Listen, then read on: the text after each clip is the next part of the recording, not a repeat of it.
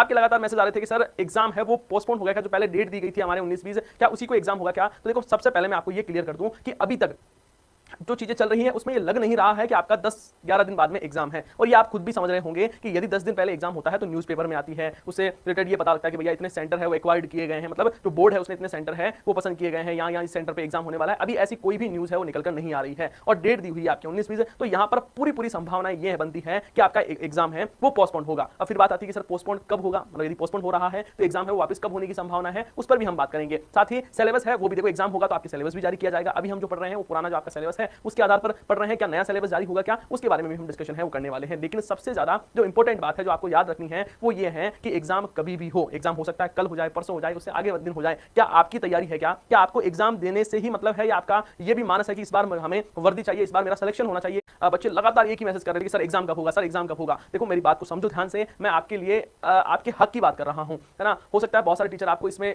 अलग अलग बातें कहेगी, को नहीं पता, ये सारे अनुमान है, ये सारे क्या है, अनुमान है। आपको क्या करना है, आपको एग्जाम डेट पर ज्यादा फोकस नहीं करना कि एग्जाम कब होने वाला है, आपको यही मानकर चलना है कि एग्जाम आपके अगले मंथ में होने वाला है, या इस मंथ में या अगले मंथ में। अब उसको आपको धीरे धीरे शुरुआत है वो कर लेनी है, ज्यादा से ज्यादा फोकस करना है आपको प्रैक्टिस पर, और प्रैक्टिस ही आपको सिलेक्शन दिला सकता है। मेरा कहने का मतलब बस